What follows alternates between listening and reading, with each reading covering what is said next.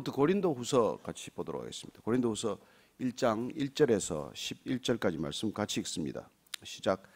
하나님의 뜻으로 말미암아 그리스도 예수의 사도된 바울과 형제 디모데는 고린도에 있는 하나님의 교회와 또 온 아가야에 있는 모든 성도에게 하나님 우리 아버지와 주 예수 그리스도로부터 은혜와 평강이 있기를 원하노라.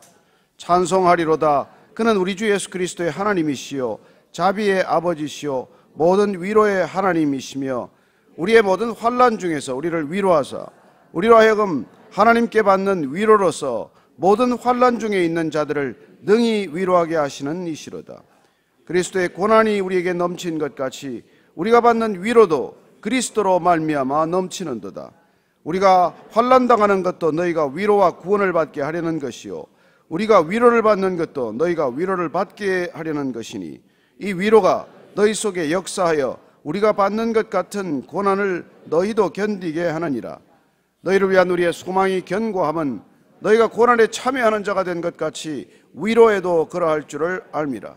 형제들아, 우리가 아시아에서 당한 환난을 너희가 모르기를 원하지 아니하노니 힘에 겹도록 심한 고난을 당하여 살 소망까지 끊어지고 우리는 우리 자신이 사형 선고를 받은 줄 알았으니 이는 우리로 자기를 의지하지 말고 오직 죽은 자를 다시 살리시는 하나님만 의지하게 하심이라. 그가 이같이 큰 사망에서 우리를 건지셨고 또 건지실 것이며 이후에도 건지시기를 그에게 바라노라. 너희도 우리를 위하여 간구함으로 도우라. 이는 우리가 많은 사람의 기도로 얻은 은사로 말미암아 많은 사람이 우리를 위하여 감사하게 하려 함이라. 아멘. 고린도후서는 우리가 지난번에 고린도 전서를 봤습니다마는 고린도 교회에 보낸 사도 바울의 애끓는 편지입니다.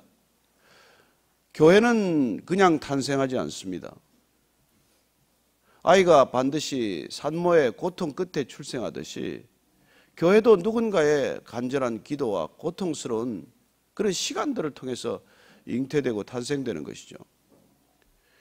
이 교회는 누군가에게 큰 고통을 안겨주게 되어 있습니다. 교회가 탄생하도록 그 산고를 치르는 사람들에게는 우리가 상상할 수 없는 그런 고통들이 주어지는 것이죠. 특별히 그 교회 가운데, 아시아 교회 가운데 사도 바울의 마음을 아프게 하고 어렵게 했던 교회가 이 고린도 교회입니다. 자녀를 여럿이 낳다 보면은 힘들게 하는 자녀, 손가락 10개 깨물어서 안 아픈 손가락이 어디 있느냐고 말하지만 특별히 아픈 손가락이 있듯이 사도 바울이 이 아시아와 또 마케도니아 아가야 지방에 낳은 교회들 가운데 이 고린도 교회가 특히 마음을 아프게 했습니다. 어떻게 보면은 자꾸 속을 썩이는 아들 같다고나 그럴까요? 조금 돌아왔나 싶으면 다시 집을 뛰쳐나가는 아들, 조금 정신을 차렸나 하면은 다시 옛날로 돌아가 있는 그런 모습을 보이는 아들처럼 이 고린도 교회는 사도 바울에게 어떻게 보면 끊임없는 기도 제목이었고 또 어떻게 하면 이 교회가 처음 세워진 대로 올곧게 바르게 성장할 수 있을까에 대한 지극한 관심과 정성을 기울였던 교회입니다. 그래서 사도 바울은 고린도 교회에 4번씩 편지를 쓰게 됩니다. 첫 번째 편지는 전해지지 않아요. 두 번째 편지가 우리가 읽었던 고린도 전서이고 그리고 또다시 눈물로 쓰는 편지가 있습니다. 그리고 이 고린도 후서는 우리가 지금 남아있는 4번째 편지로 이렇게 알려져 있습니다. 오늘 이 편지를 한번 첫 서두를 보면서 다시 한번 교회를 향한 바울의 그 사랑, 교회를 향한 주님의 사랑을 다시 한번 보게 됩니다. 1절, 2절 말씀입니다. 시작. 하나님의 뜻으로 말미암아 그리스도 예수의 사도된 바울과 형제 디모데는 고린도에 있는 하나님의 교회와 또 온 아가야에 있는 모든 성도에게 하나님 우리 아버지와 주 예수 그리스도로부터 은혜와 평강이 있기를 원하노라. 늘 사도 바울이 교회에 보내는 서신서들의 전형적인 그런 인사말이지만은 오늘 특별히 보니까 바울과 형제 디모데라고 되어 있습니다. 디모데는 사도 바울이 아들처럼 여겨온, 그리고 본인에 의해서 정말 영적으로 성숙해가는 모습을 보는 누구보다도 큰 기쁨을 안겨준 제자이죠. 그러나 그는 그리스도 안에서는 형제라고 말합니다. 영적인 아들과도 같고 정말 눈에 넣어도 아깝지 않은 그런 관계이지만은 그런 지금 이 고린도 교회를 향해서 보내는 편지에서 그런 이 디모데가 형제와도 같다고 일컬어주고 있는 것이죠. 교회를 오면은 여러분들이 많은 나이 차이가 있습니다. 세상으로 따지면은 뭐 1년 단 몇 년이라도 어떤 그런 엄격한 서열을 가지고 우리가 이 관계를 맺으려고 하지만은 여러분 교회는 그렇지 않습니다. 교회는 정말 그리스도 안에서 아버지와 아들 뻘이지만은 형제가 될 수 있고 어머니와 딸 같지만은 자매가 될 수 있고 권사님과 새로 나오는 정말 초신자들 간에도 그런 이 형제됨, 자매됨 그런 아름다운 관계가 있는 것이죠. 여기는 나이 들었다고 목에 힘주는 곳 아닙니다. 나이 들었다고 나이값 받는 곳 아닙니다. 세상은 그걸 요구하지만 그러나 교회는 나이 든 분들이 젊은이들을 위해서 수고할 수 있는 분들이고 그리고 무슨 뭐 직분이나 이런 것과 상관없이 누구나 다 형제요, 누구나 다 자매가 될 수 있는 그런 공동체 아닙니까? 여러분 베이직 교회를 기억하십시오. 베이직의 이름을 기억해야 합니다. 뭐 모든 사람들이 되게 들으면 뭐 흔히 back to basic이다 그렇게 기억하겠지만 저희들이 이 이름을 생각할 때 베이직의 이니셜은 brothers and sisters in Christ. 우리가 그리스도 안에서 형제가 되고 자매가 되는 것이 충분하다, 족하다. 그런 형제됨, 자매됨 하나 그 공동체가 되는 것만으로 교회의 본질은 충분히 드러날 수 있다고 믿기 때문에 이 베이직이라는 이름을 저희들이 택한 것이죠. 맞습니다. 우리가 본질로 돌아가야 합니다. 우리는 성경으로 돌아가야 하고 그리스도로 돌아가야 하고 십자가로 돌아가야 하는 건 맞습니다. 그럼 어떻게 돌아갈 것입니까? 또 돌아가면 무엇이 됩니까? 우리가 기본으로 돌아가고 그리스도께로 돌아가면 우리 안에는 어떤 일이 일어납니까? 그렇죠. 그분께서 우리를 담을 허물어서 하나 되게 한 것 같이 그분 안에서 우리는 진정으로 형제가 되고 자매가 되는 것이죠. 여러분 어떤 형제, 어떤 자매가 그리스도 안에서의 형제 자매됨보다 더 깊을 수 있겠습니까? 혈육의 형제지간도 얼마나 많이 다투고 싸웁니까? 그러나 저는 그리스도가 우리가 찬양했던 것처럼 그리스도의 피를 지나가면 그리스도의 피로 구속되면 그리스도의 보혈을 지나가면 우리는 그분 안에서 비로소 형제가 되고 참 자매가 되는 것이죠. 저는 이 교회가 정말 진정으로 형제가 되고 자매가 될 수 있기를 바랍니다. 우리가 꼭 물질적으로 도와서 무슨 공동 소유를 해서 그런 초대교회적인 것들이 다시 뭐 이렇게 모습을 보여야 형제되고 자매된다고 생각하지 마십시오. 그보다 더 중요한 것은 우리가 정말 그분을 위해서 내일보다도 더 안타까운 마음으로 기도할 수 있고 그분의 일이 어떻게 보면 내일보다도 더 중요해져서 이 아침에 여기 예배의 자리 기도의 자리는 나오는 이유가 내 기도 제목 때문이 아니라 그 형제 때문에 그 공동체 식구 때문에 그 통독 반원 때문에 이 나라 이민족 때문에 그 선교사님 때문에 그 선교사님이 부탁한 중보 기도 제목 때문에 저와 여러분들이 이 자리에 있는 줄로 믿습니다. 어쩌면 이 자리에 기도 제목이 간절한 분도 계시지만 내 기도 제목이 아니라 그분의 기도 제목 때문에 그분이 기도 응답 받을 때까지 내가 한번 기도하겠다는 굳은 결심을 하고 오시는 분들이 있지 않습니까? 저는 저와 여러분들이 교회됨이란 진정한 형제되고 자매됨에 있다는 걸 우리가 놓치지만 않는다면 이 시대도 여전히 세상이 할 수 없는 일, 세상이 꿈꿀 수 없는 꿈을 꿀 수 있다고 믿습니다. 저는 안타깝게도 교회의 그런 모습이 사라졌기 때문에 어쩌면 교회가 점점점 더 이기적이 되어가고 점점점 더 분열하고 점점 자기 관계만을 자기의 이익만을 추구하는 그런 단체가 되고 말았기 때문에 이 세상에 도전을 주지 못하고 있다고 믿습니다.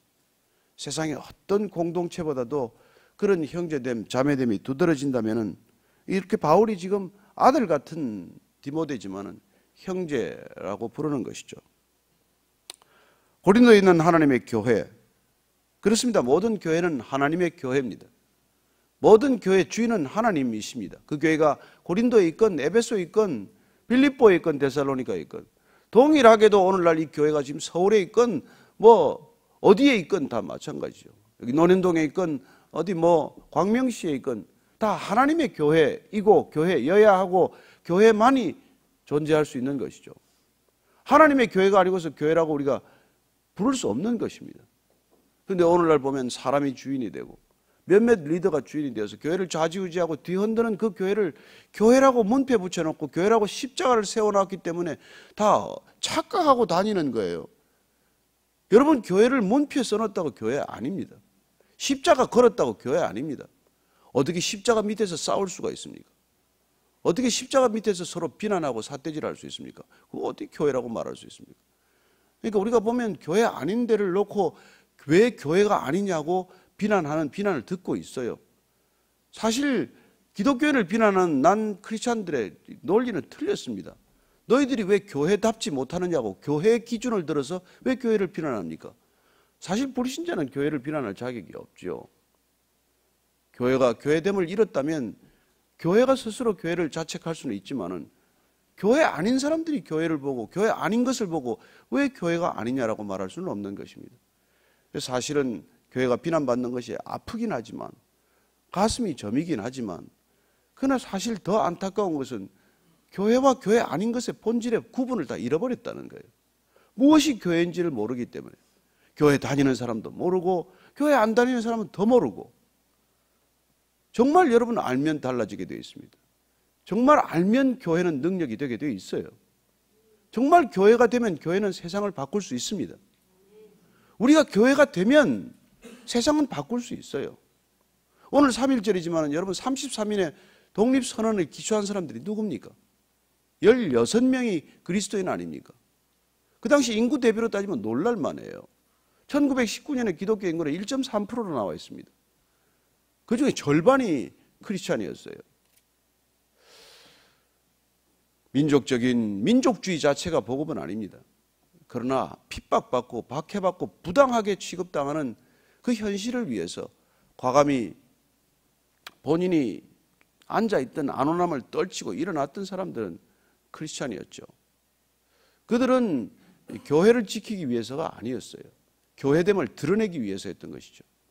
우리의 형제됨, 우리의 자매됨을 드러내는 방법이 그들에게는 태극기를 드는 것이었던 것이죠.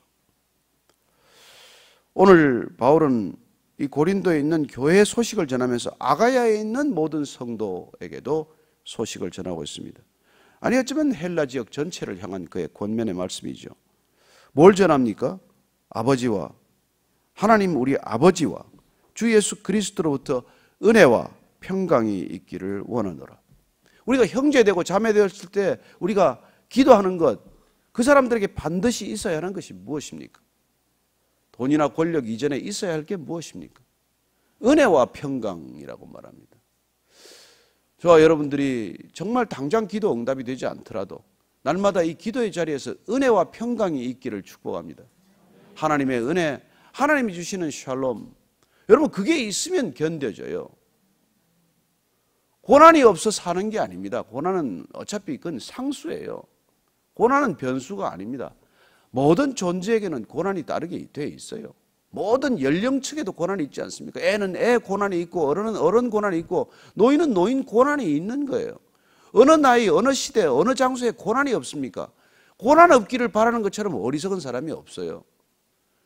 우리가 바라야 될 것은 고난을 면제해달라는 게 아니라 고난을 치워달라는 게 아니라 고난을 이길 힘을 주십시오. 고난을 이길 은혜를 주십시오. 고난을 이길 평강을 주십시오. 그렇게 기도하고 그 기도의 응답으로 여러분들이 세상이 줄 수 없는 은혜와 평강이 임하면 그걸로 족합니다. 기도 응답 받은 것입니다. 은혜와 평강이야말로 그리스도인의 가장 놀라운 선물 아닙니까? 저는 이 민족에게 그런 은혜와 평강이 넘쳤으면 좋겠어요. 그러면 덜 싸웁니다. 그러면 시기하지 않습니다. 그러면 부딪히지 않습니다. 은혜가 없어서 부딪히는 거예요. 평강이 없어서 다투는 것이고 시기하고 조바심을 내는 것이죠. 저는 정말 우리 모두가 하나님이 주시는 이 은혜, 하나님만이 주시는 이 평강을 사람에게 구하지 않게 되기를 바랍니다. 사람은 우리를 늘 힘들게 만드는 존재지 사람에게 무슨 은혜와 평강이 있어요. 이건 하나님의 성품에서 비롯된 것이고 하나님만이 주실 수 있는 것이다. 그래서 하나님께 구해야 합니다. 여러분 자녀들에게 우리가 평강을 구할 수 있습니까? 배우자에게 우리가 은혜를 구할 수 있습니까? 그거 안 되는 걸 자꾸 배우자한테 구하고 자녀들한테 구하다가 관계가 다 깨지는 것이죠.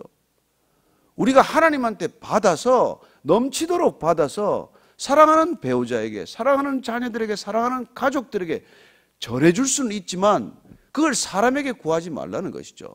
우리는 그렇게 어리석지 않습니다. 저와 여러분들이 우리 안에 차고 넘쳐야 되는 은혜와 평강이 있어야 되는 이유는 그게 있어야 우리의 관계가 정상적이 되는 것이죠.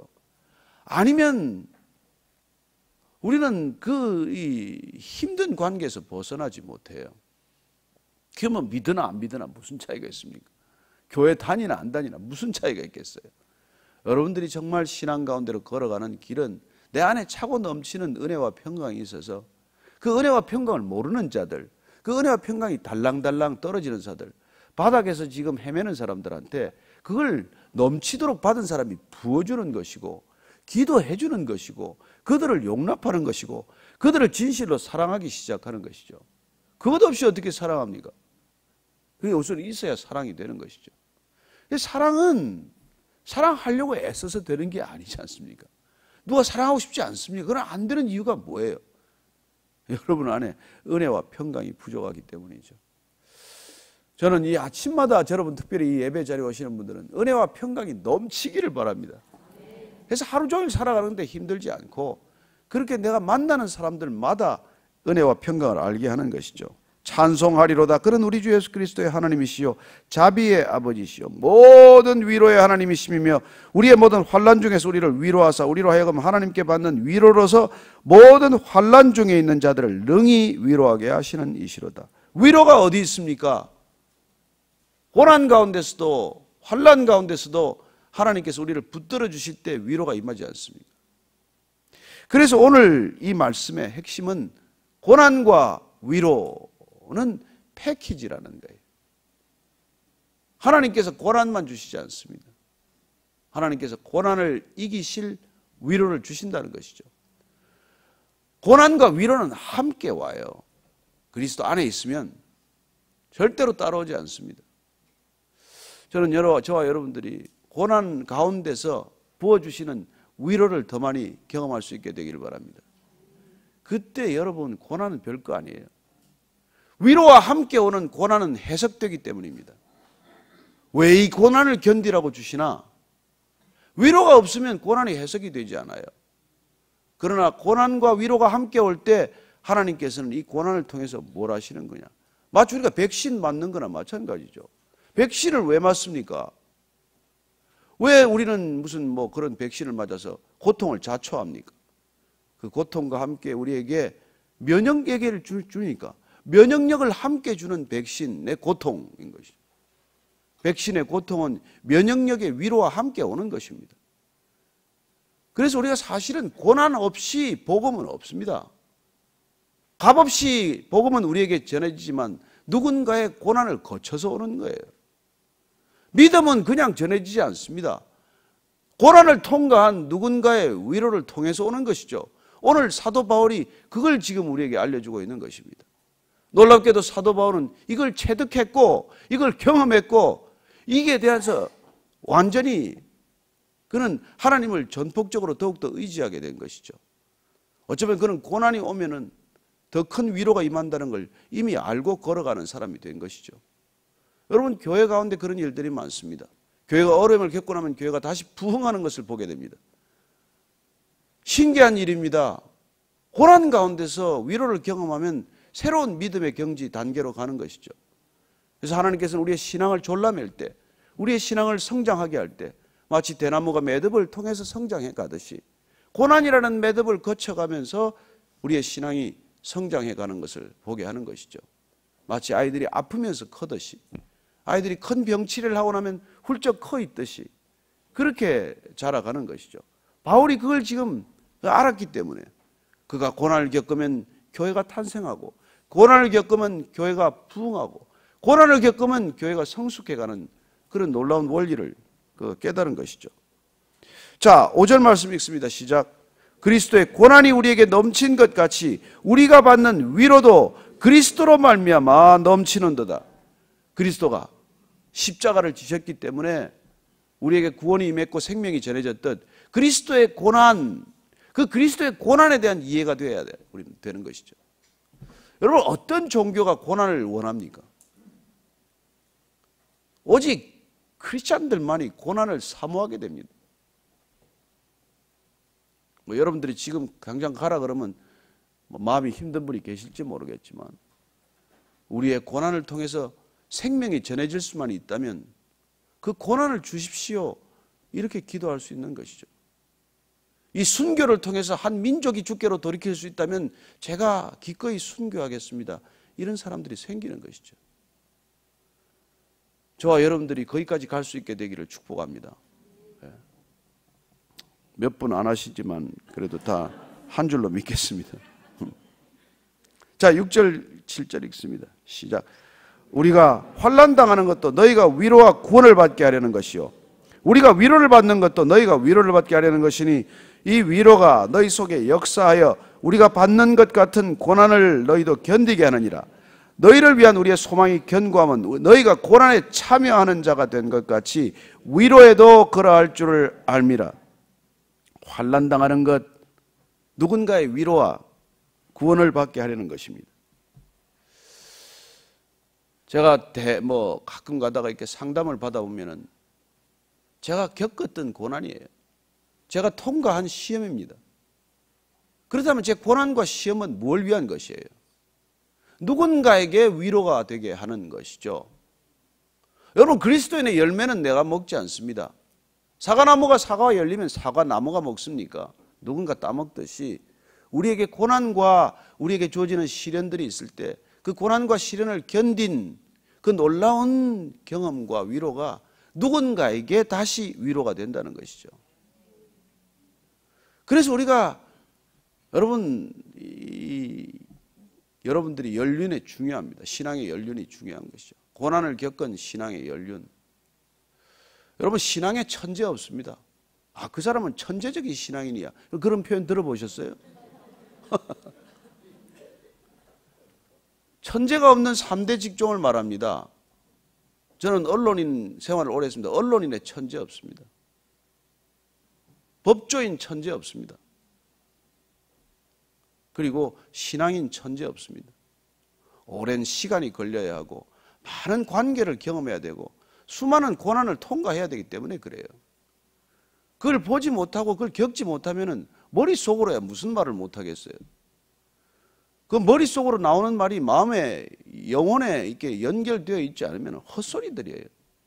아무리 얘기해도 막 심금을 울리지 않아요. 그러나 나이 드신 분을 찾아가서 여러분 상담받아 보십시오. 별마디 안 하고 그냥 같이 울어줘도 위로가 되고, 같이 욕을 해도 위로가 되고, 그냥 듣기만 해도 위로가 되는 것이죠. 저는 여러분들이 겪는 고난이 언젠가는 누군가에게 위로가 될 것이라는 걸 믿고 위로받으시기 바랍니다.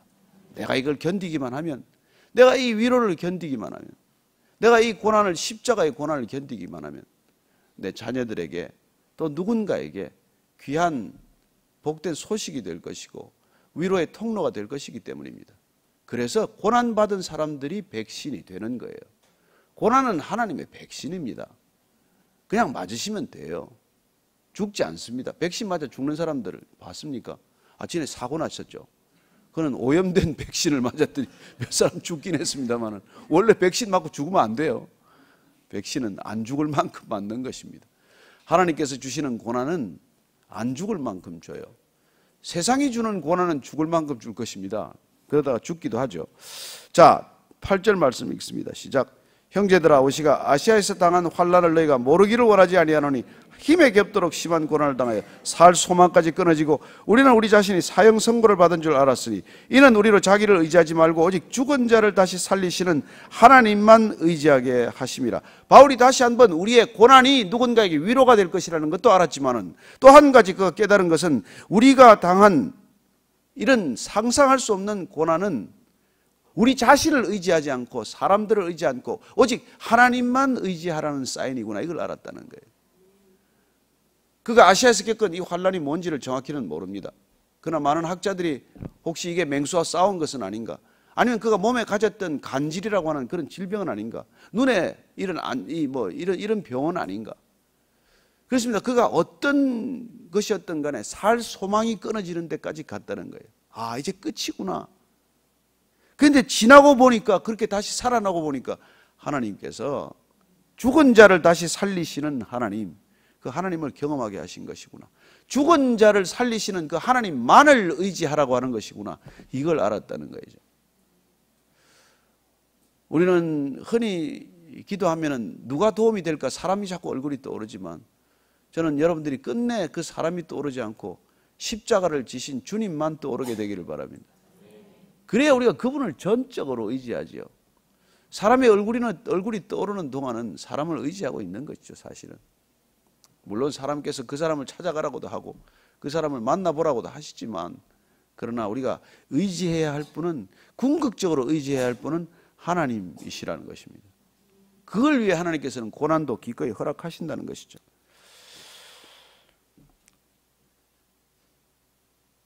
자, 10절 11절 읽고 마칩니다. 시작. 그가 이같이 큰 사망에서 우리를 건지셨고 또 건지실 것이며 이후에도 건지시기를 그에게 바라노라. 너희도 우리를 위하여 간구함으로 도우라. 이는 우리가 많은 사람의 기도로 얻은 은사로 말미암아 많은 사람이 우리를 위하여 감사하게 하려 함이라. 큰 사망에서 우리를 건지셨고 건지실 것이며 건지실 것. 그렇습니다. 그분은 이미 우리를 구원하셨습니다. 그러나 그분은 우리를 날마다 구원하고 계십니다. 그리고 궁극적으로 우리는 그분 안에서 구원이 완성될 것입니다. 고난이 있습니다. 고난을 견디고 있습니다. 고난을 계속 견디고 있는 것이지만, 고난을 끝까지 견디시면 하나님께서 여러분을 마지막 소원의 항구로 인도하실 줄로 믿으십시오. 내 소원의 항구가 아니에요. 주님께서 우리를 데리고 가고 싶은 소원의 항구가 있습니다. 그 소원의 항구로 가는 동안 파도도 만날 것이고 경랑도 있고 유로굴락 광풍도 있고, 어디가 됐든 우리는 하나님께서 반드시 세우고자 하는 곳까지 가신다는 것입니다. 바울이 로마까지 끝내 가지 않습니까? 끝내 로마에 서지 않습니까? 그래서 우리가 그런 힘든 길을 가기 위해서 이런 기도 공동체, 중보의 공동체가 필요하다는 것입니다. 사도 바울의 사도됨은 사도만의 문제가 아니에요. 사실 그를 세우기 위해서 바나바가 기도 안 했겠습니까? 또한 예루살렘에 있는 많은 사도들이 그를 위해 기도하지 않겠습니까? 바울의 소식을 듣는 사람들이 기도하지 않겠습니까? 바울의 사도권을 비난하고 공격하고 의심하는 사람들도 있었지만, 그러나 더 많은 사람들이 사도 바울을 위해서 기도했을 것입니다. 그래서 그는 빌립보서를 보면 제가 읽어드릴게요. 1장 19절에 이렇게 말합니다.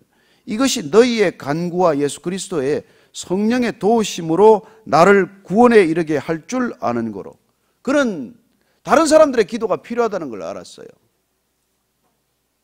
그렇습니다. 많은 사람들의 기도, 많은 그리스도인들의 중보 기도와 그리고 그리스도의 성령의 도우심, 그게 나를 구원에 이르게 하고 있다는 것을 알았던 것이죠. 여러분, 그리스도인은 나 혼자 잘나서 가지 않습니다. 나 혼자 되지 않습니다. 저는 여러분들이 기도 부탁하는 걸 어려워하지 않게 되기를 바랍니다. 나눌 수 있다면, 그리고 진짜 기도해 줄 사람이라면. 그래서 여러분들 사실은 한두 사람이라도, 단 두세 사람이라도 여러분들이 전심을 다해서 기도해 줄 사람이 발견되어야 합니다. 물론 교역자들이 기도하기 위해서 있지만, 많은 기도 부탁을 받다 보면 소홀해 질 수 있지 않습니까?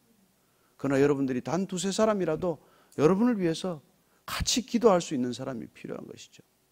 그리고 성령의 도우심을 더 구하십시오. 그런 중보기도와 그리스도 안에서의 성령의 도우심으로 우리는 날마다 구원을 이루어가고 궁극적으로 구원이 완성되는 길로 접어드는 것이죠. 혼자 가지 않습니다. 그런 분들의 기도로 가는 것이죠. 그러나 홀로 가야 합니다. 신앙은 그 역설이에요. 홀로, 아니요, 같이죠. 홀로, 그러나 같이, 그러나 홀로 우리는 각자 갈 것입니다. 이 신앙의 여정 끝까지 완주할 수 있게 되기를 축복합니다. 오늘 3.1절 99주년 기념일인데, 정말 고난을 겪은 우리 민족의 선배들, 신앙의 선배들 때문에 그나마 우리가 여기에 있는 것 아닙니까? 이 땅에 교회가 세워진 것 또한 마찬가지입니다. 우리가 지금 가고 있는 길 또한 마찬가지입니다. 절대로 내 능력으로 가지 않습니다. 내 힘으로 가지 않습니다. 내 홀로 가지 않습니다. 저는 오늘날 이 나라, 이 민족을 여기까지 있게 하신 하나님을 우리가 전심으로 다시 한번 의지하면서 이 민족 다시 한번 위해서 한번 한번 기도하시기를 원하고 3.1절 100주년을 또 우리가 맞아야 되지 않겠습니까? 그런 갈림길에 있는 이 나라의 민족을 위해 주님께 올려드리고 또한 저와 여러분들의 중보 기도의 제목에 있는 분들 위해서 이 아침에 기도하는 아침 되기를 축복합니다. 같이 기도하십시다. 하나님 아버지 감사합니다. 정말 아무것도 없는 이 민족, 정말 이 땅에 있는 나라들 가운데 가장 가난하고 가장 낮은 백성들 주님께서 이 땅에 찾아오셔서 선교사들 중에 찾아오시고 복음을 전해주시고 성경의 쪽복음을 나눠주시고 그리하여 이 나라 이 민족이 여기까지 오게 하셨습니다. 99년 전 1919년 3월 1일 날 정말 독립의 함성이 울려 퍼지고 주님께 이 나라 이 민족을 다시 구해달라고 해방시켜달라고 부르짖었던 것처럼 다시 오늘 우리가 이 나라 이 민족 남녘과 북녘이 함께 주 안에서 예배드릴 수 있게 도와달라고 주님께 부르짖습니다. 하나님 통일되도록 것 중요합니다. 그러나 복음 안에서 통일되게 해주시고 하나 되는 것 중요합니다. 그러나 예배드릴 수 있게 하나 되게 하여 주옵소서. 하나님 정말 우리가 3.1운동 99년 동안 이 나라가 여기까지 왔습니다. 그렇게 함께 민족 독립 기초 선언문을 썼던 16분의 크리스찬들을 기억합니다. 그분들의 믿음이 오늘날 이렇게 열매 맺었다면 다시 이 시대에 우리가 뿌리는 복음의 씨앗, 기도의 씨앗들이 100년 뒤에 어떤 열매가 될지 주님 기대하면서 기도하는 자리가 되게 하여 주옵소서. 하나님 사랑하는 주님, 우리가 주님을 사랑하는 것보다 주님께서는 우리를 헤아릴 수 없이 측량할 수 없이 사랑하는 줄로 믿습니다. 하나님 그렇게 사랑하시기에 이 나라의 민족 복음으로 인쳐주시고 복음으로 열매 맺게 하셔서 우리가 오늘날 상상할 수 없는 이런 아름다움을, 이런 풍요함을, 이런 넉넉함을 경험하게 하셨습니다. 하나님 아버지 다시 한번 주 앞에 엎드려 간절히 기도하옵기는 주님께서 부어주신 은혜와 위로, 이 은혜와 위로가 다시 누군가에게 흘러가게 하시고 우리 안에 가두지 않게 하시고 이 교회 안에 갇히지 않게 하시고 이웃교회로 열방으로 흘러가게 하여 주옵소서. 하나님 100년 전에 울려 펴졌던 그 놀라운 독립의 함성이 오늘도 이 시대 우리를 깨우는 함성이 되게 하시고 이 나라 이 민족을 흔들어 깨우는 함성이 되게 하셔서 하나님 주님께서 부어주신 놀라운 능력이 이 땅 가운데 주님을 증거하는 그리고 주님을 마음껏 높여드리는 귀한 믿음의 고백 되게 하여 주옵소서. 이제는 십자가에서 모든 것을 부어주신 우리 구주 예수 그리스도의 은혜와 십자가의 영광, 십자가의 고난을 반드시 겪어야 하나님의 영광에 이를 수 있도록 하시고 맞아주시는 아버지의 크신 사랑과 날마다 고난 없이 살아가고자 하는 우리의 눈을 들어 고난의 의미를 해석하게 하고 그렇게 해석된 고난을 통해서 고난 가운데로 뛰어들게 도와주시는 성령님의 인도하심이 오늘 말씀 따라 다시 한번 은혜와 위로를 사모하며 그 은혜와 위로를 전하기로 결정한 이 자리에 고개 숙인 모든 은혜의 사람, 위로의 사람들 위해 지금부터 영원까지 함께 하시기를 간절히 축원하옵나이다. 아멘.